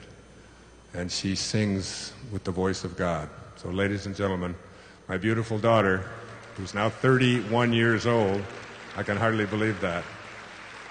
Her name is Sky Dyer. Sorry it took me so long, honey, to get you out. Sky Dyer. Making such a mess up here. I know, I did. I'm knocking things around and everything. Good evening, everyone. Wait a minute, give me a hug. Oh, sorry. You just kicked me. Oh, sorry. Okay. Go for it. Okay. I'm so happy to be here tonight and to be with all of you. I'm going to sing 2 songs for you guys. And the first song I'm going to sing is one of my most favorite songs, and it's by a woman that was my idol growing up, the late Whitney Houston, and the song is called The Greatest Love of All. You know, as a kid, my parents used to call us divine beings, and I just thought, you know, another weird thing they say. But as the song says, the greatest love of all is to love yourself. And what a gift, you know, for us to be told that we were divine beings and to always be love. And I think if we all can get that, what a greater life we would all have. And this song just really, really teaches us that. So please listen to the words, and here it is. I believe the children are future. Teach them well and let them lead the way. Show them all the beauty they possess inside. Give them a sense of pride. To make it easier, let the children's laughter remind us how we used to be. Everybody's searching for a hero. People need someone to look up to. I never found anyone who fulfilled my needs. A lonely place to be. So I learned to depend on me. I decided long ago never to walk in anyone's shadows. If I fail, if I succeed, at least I live as I believe. No matter what they take from me, they can't take away my dignity, because the greatest love of all is happening to me.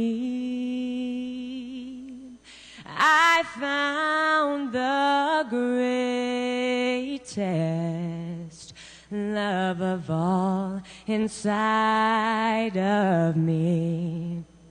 The greatest love of all is easy to achieve.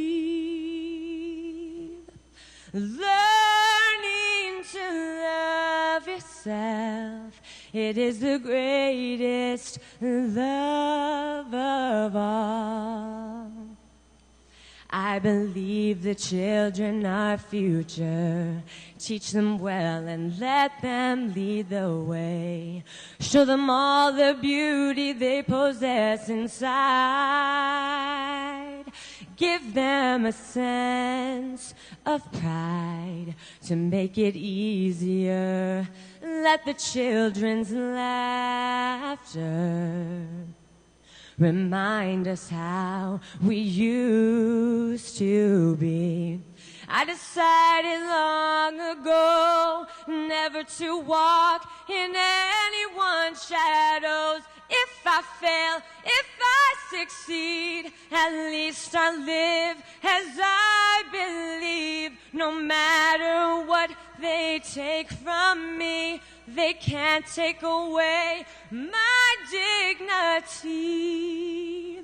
Because the greatest love of all is happening to me. I found the greatest love of all inside of me. The greatest love of all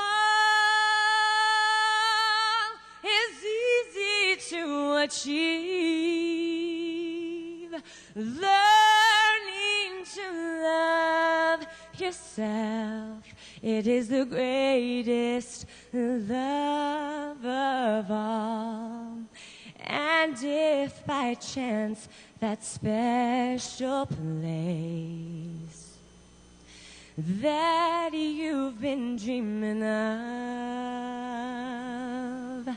leads you to a lonely place, find your strength in love.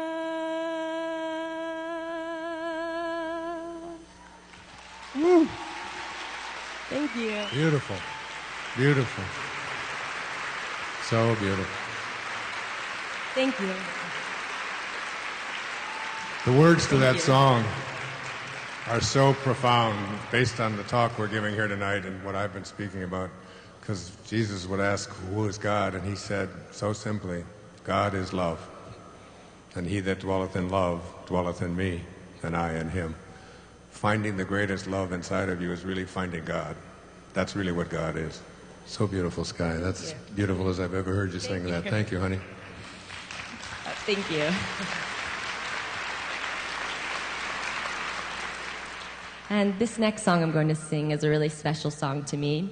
I first learned of this song because our sister Tracy sent a picture to our dad with words below it. And I learned that those words were lyrics to a song by a man, to my dad's disbelief, I had never heard of. His name is Dan Fogelberg. And the Can't believe that. He was very upset get off about the it. stage. Get off. But the song is a beautiful song, and it's called Leader of the Band. And the song is about a man who always knew his path in life, no matter the hardships. And to me, this song is about my dad. You know, as a kid, I was really upset that my dad was an author and traveling around because I just wanted him home because he's a lot of fun. But I get it now. My dad is fulfilling his purpose, and that is to teach all of us. And what a gift you are, and this song is for you. Thank you, honey. Thank you. A lonely child, alone and wild, a cabinet maker's son. His hands were meant for different work, and his heart was known to none. He left his home and went his lone and solitary way. He gave to me a gift I know I never can repay. A quiet man of music, denied a simpler fate. He tried to be a soldier once, but his music wouldn't wait. He earned his love through discipline, a thundering velvet hand. His gentle means of sculpting souls took me years to understand. The leader of the band is tired, and his eyes are growing old.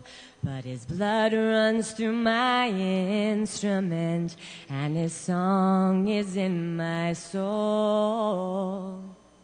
My life has been a poor attempt to imitate the man. I'm just a living legacy to the leader of the band. My brothers' lives were different, for they heard another call. One went to Chicago and the other to St. Paul. And I'm in Colorado when I'm not in some hotel, living out this life I chose and come to know so well. I thank you for your music and your stories of the road. I thank you for the freedom when it came my time to go. I thank you for your kindness and the times when you got tough. And Papa, I don't think I said I loved you near enough. The leader of the band is tired and his eyes are growing old. But his blood runs through my instrument and his song is in my soul. My life has been a poor attempt to imitate the man. I'm just a living legacy to the leader of the band. I'm just a living legacy to the leader of the band. I am a living legacy to the leader of the band.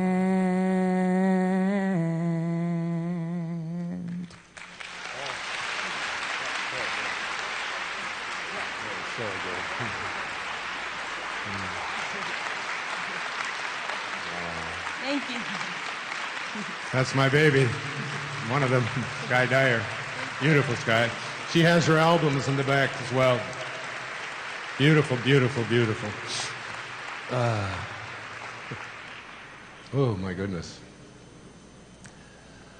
She has sang that to me several times before, but I just never quite get... I always say I gotta get my shit together after that. Okay, we only have a few moments left. I want to tell you, because the talk is called Mastering the Art of Manifestation, and Wishes Fulfilled was really my effort to put this down through the teachings of U.S. Anderson, who wrote 3 Magic Words, and Neville, who wrote The Power of Awareness. The recognition that our divinity is within ourselves, and that this is not a foreign concept, it's not a concept that is anti-religion, even though so many people's religion has taught that God is something outside of us. All, if you look through, and I read the entire New Testament, especially the first 4 books of Matthew, Mark, Luke, and especially John, and looked at what it was exactly that Jesus was attempting to teach us, which is that it's all within each and every one of us. That almost every one of the great proclamations that Jesus made began with the words, I am. I am the resurrection. He didn't say I am the crucifixion. He said, I am the resurrection. I am that which has ascended that. I am the way, the truth, and the light. I am the door which no man can open. I am God. Each and every one of us. So what I have done, and one of the things that I want to just say to you is, I mentioned a woman, her name is Anita Morjani. Mira Kelly brought her attention to me through something that was on the internet. And this was a story, an amazing story of a woman who had end-stage lymphoma, cancer, and she'd had it for 5 years. And she was dying that night. Her weight was down from about 140 pounds down to 82 pounds. She had wires and tubes and things coming out of her, and as they were wheeling her into a hospital in Hong Kong, she was in a coma. And while she was in that coma, she had the most amazing near-death experience I have ever heard of. Now, the reason that this story is so amazing and why I wanted her to write, she's one of the people, I wrote the foreword to Terry's book, I wrote the foreword to Immaculée Ilibagiza's book. You remember Immaculée, who survived the Holocaust in Rwanda in 1994. And Anita's book. I sought her out. I only knew her name was Anita M. on the internet. And I had the publisher look her up, and I contacted her and asked her to please write her story. And she wrote her story. It's called Dying to Be Me. And she sent it to me. And I sent it back to her. And I said, you have to rewrite this book. It's too cerebral. I want you to write this book from the place where you were when you were in that near-death experience. I want you to go to that emotional state and redo the entire thing, which is what she did. This is a book that I gave to my mom to read about 6 months before she passed away. And she told me that it just took away all fear of what was lying for her on the other side. She was just totally in peace, and she was 96 years old, living in an assisted living center in Orlando, and she was telling everybody else at the home, because they deal with death all the time. Somebody will be there for breakfast one day, and that night somebody else is at the breakfast table, and she would be passing this around and telling people what Anita experienced. So this is a remarkable, remarkable book. Is anyone in here who has cancer? Anyone here has cancer? Lymphoma? Where? Stand up. Go out to the side.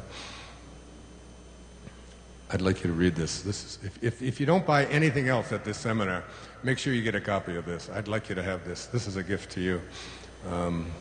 Yeah, you'll love this. I promise you. Yeah, you're very welcome. Now, what happened with Anita is that while she was I put her on my PBS special. Many of you have seen her. Many of you know, I interviewed her and so on.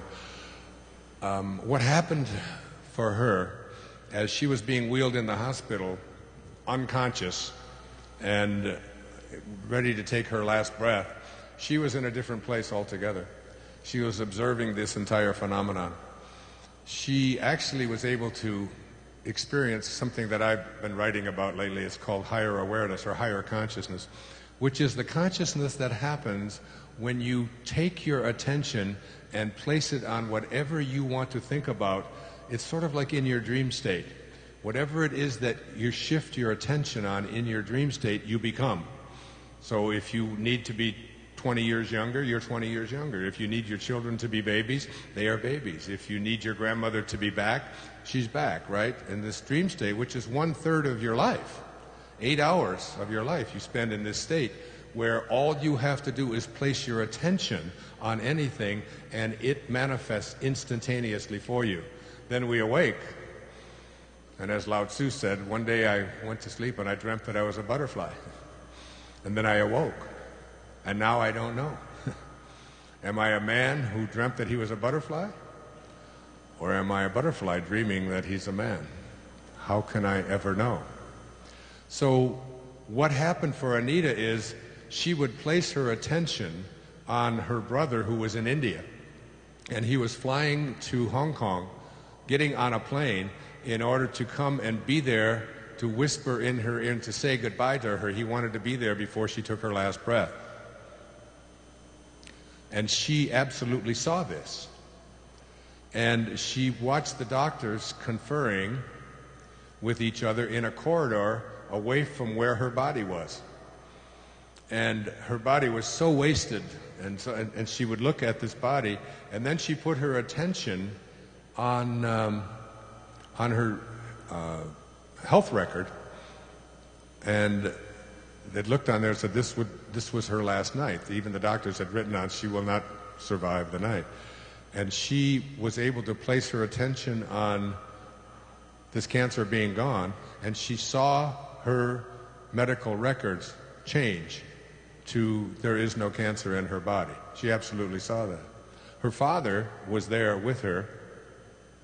He had been dead for 10 years, and he told her that she could go no further. She could either go back into her body or take this next step, and she would just move on. And she did not want to go back into this body. She was in, she said, the most peaceful, beautiful, divine place. And the message that she got while she was there is that all of our illness, and I've come to absolutely know this from a metaphysical point of view, that all of the illness that all of us experience in our lives comes from fear. The Course says, and the Course many people say was Jesus speaking, the Course in Miracles, there's only fear or love. So if you're in love, there's no fear. If you're in fear, there's no love. And cancer operates on fear, as does diabetes, as does heart disease, as does virtually all of these things that we call dis-ease in our body, which is really just this practice of fear. And we live, there's so much fear out there about, I mean, you turn on the television set or you read your newspapers and you are just inundated with all of the things that you are to worry about and all the fear, and especially cancer, because there's more people making a living off of cancer by far than have cancer. And there's a lot of big money in keeping these kinds of things going.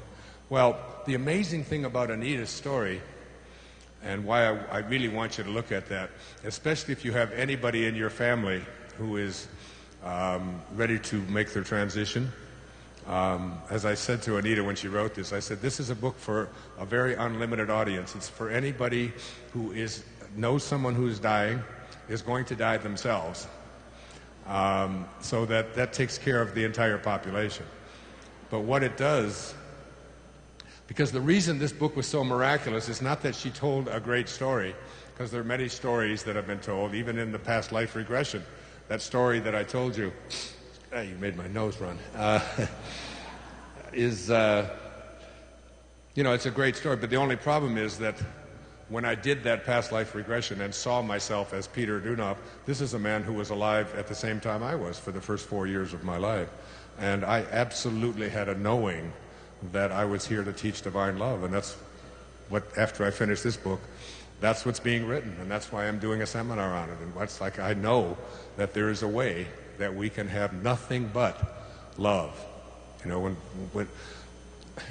Patanjali put it this way, he said, when you are steadfast, which means you never slip. This is what Jesus was. When you are steadfast in your abstention of thoughts of harm directed towards yourself and others, that all living creatures will cease to feel fear in your presence. That's why St. Francis and Lao Tzu have been such incredibly profound teachers in my life, because they were steadfast, to the point of having the stigmata and having to have your hands and your feet and your chest bound every night in order to keep yourself from bleeding to death. Such was the extent of their steadfastness. And that when Anita woke up, everybody was in shock. Her mother, her brother who had gotten there, they looked and she just couldn't figure out, and she just knew, she absolutely knew that she didn't have any cancer left in her body. 4.5 days after her waking up, 60% of the cancer in her body was gone. 4 weeks after she woke up, you could not find even a nodule for them to do a biopsy. And she had tumors the size of lemons throughout her body that had broken through the skin, and was told that she would need plastic surgery if she were ever to survive, but there was no chance she could ever survive, because no one on this planet has ever, and all of her medical records are there, have ever come back from that end stage of cancer and survived, let alone be in absolute perfect health. I have traveled around the country. In fact, a week from tonight, I'll be speaking in Glasgow, Scotland, with Anita on stage, and then in London the following Friday, and then in Rome the following Friday, and then in Athens. We're going on a bit of a tour. But anyway, the reason that this is such a miraculous story, and what she learned is that there is nothing for you to do. You don't have to. Herman Melville, writing Moby Dick, listen to, for as this appalling ocean surrounds the verdant land, so in the soul of man lies one insular Tahiti, full of peace and joy, but encompassed by all of the horrors of the half-lived life. She said she learned how to come back and live fearlessly. I always tell Sky when she comes up on stage, write it down. I am fearless. I sing to the last person in there without any music, a cappella. Can you imagine doing what she just did? A cappella. Fearlessly. So fear is this thing that grasps us when all we have to do is do what John of God did for me. Somehow, during the night of my mother's 95th birthday, April the 21st, a year ago, somehow they took the fear that was in me about this cancer in my blood called leukemia and removed it and replaced it with a kind of divine love that has allowed me to come up here and speak to you tonight for 3 hours without notes, telling you that there is a divinity within each and every one of us. Live from it, practice it, extend it, be it. Let it be, as the Beatles say. Let it be. And these, what I call the wishes fulfilled foundations, are nothing more than material that was channeled to me, just like this book that I just have been writing for the last 2 months. It was like when my kids were there, they will tell you, Dad, take a day off. Come on, we don't get to see you that often. We're all here on Maui. I said, it owns me. I couldn't stop. It's that kind of thing that when you get this passion, when you have this enthusiasm for whatever it is, and there's something inside each and every one of us that has this enthusiasm, I call it your imagination. And in your imagination is the greatest gift that you've ever been given. And in your imagination, you can place anything that you want to place into your imagination. It's yours. William Blake, the great poet from the time of the American Revolution in England, to see the world in a grain of sand and a heaven in a wildflower. To hold eternity in the palm of your hand and infinity in an hour. We are all led to believe a lie when we see with, not through the eye, which was born in a night to perish in a night, while the soul slept in beams of light. It's a lie.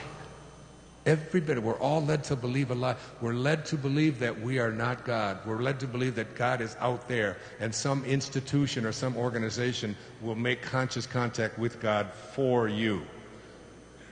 Don't ever let yourself be tricked by that insanity.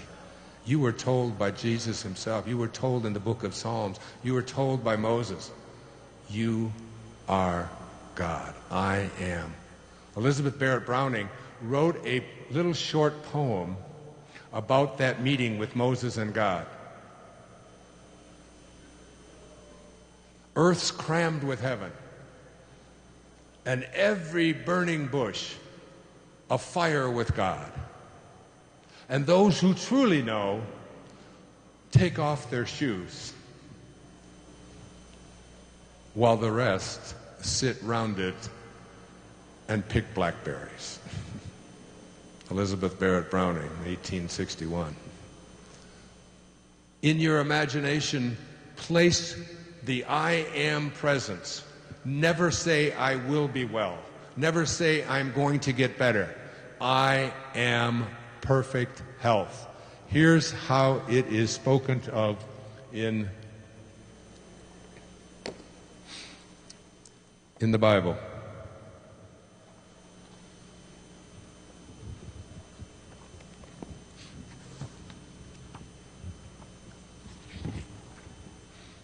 in the presence of him whom he believed God,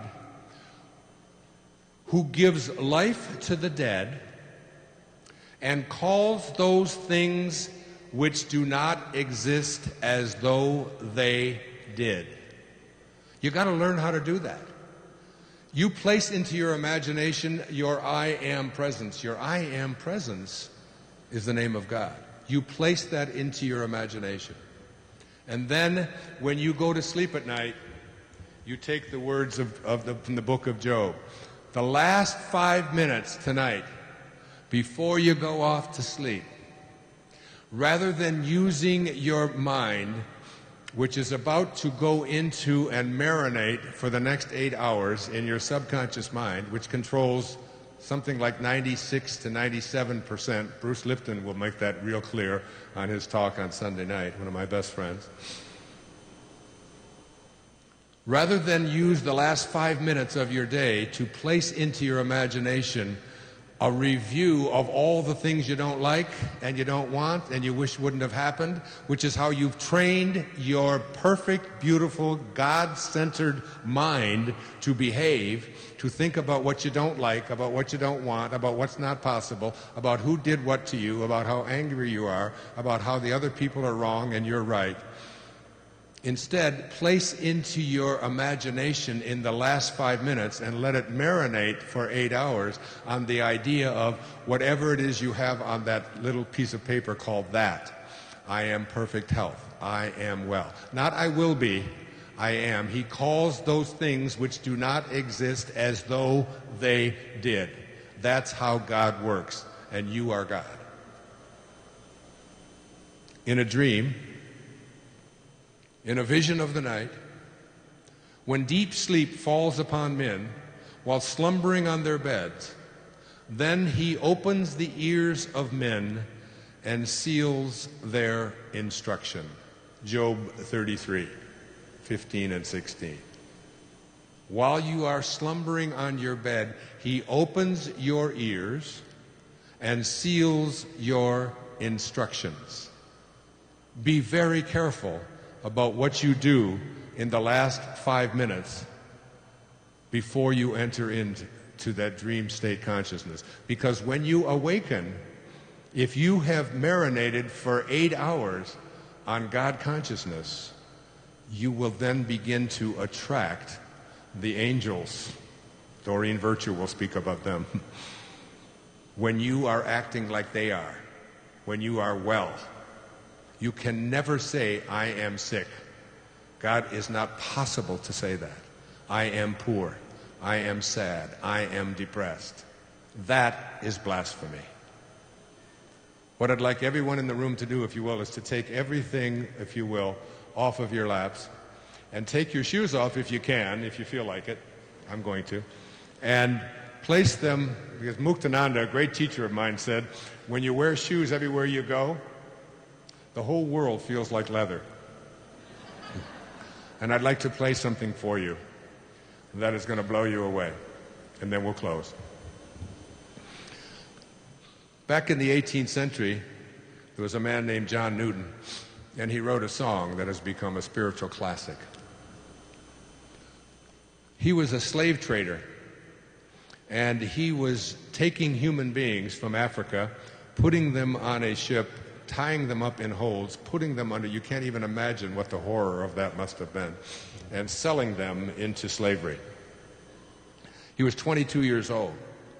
And as he was crossing the ocean, he ran into a very fierce storm, and he thought he was going to die. And they thought the whole ship was going to capsize, and all the people on it were going to be killed.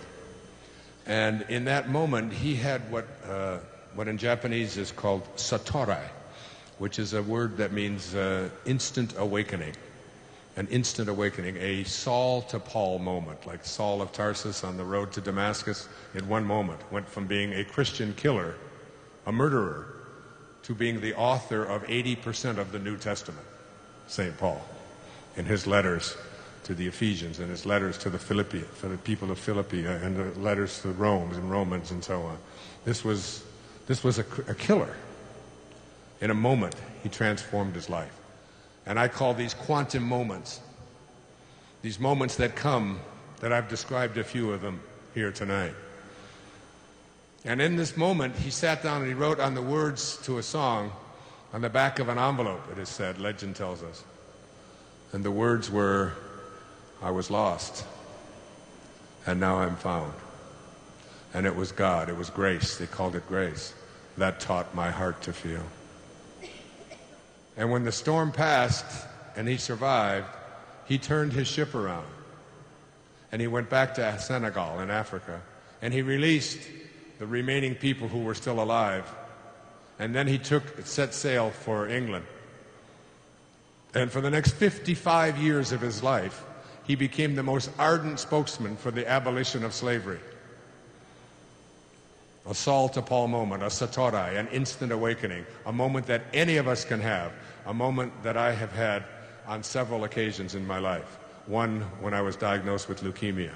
Just an instant awakening when John of God walked into my life. And it happened, in fact, I've written about a bunch of them, and I can see clearly now. So the song is sung accompanied by the whales. I live on Maui. In my front yard, the humpback whales come. They arrive about November, another month or so. Actually, one was sighted just before I left. First time one's been ever sighted in August. So they're coming back early. And they were on the endangered list for a long time. They're coming back. It's sung by Cecilia, a beautiful singer, second most beautiful voice in this room. But it's accompanied by the whales. Cecilia is the first person in the history of the Oslo, Norway Conservatory of Music to have a perfect score on all facets of voice. And she's accompanied by the whales. And getting those whales into the sound booths and putting headphones on them, very expensive, very expensive.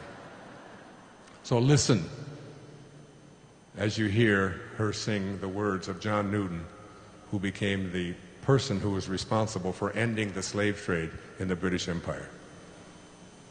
Cecilia, singing Amazing Grace on this beautiful album of hers.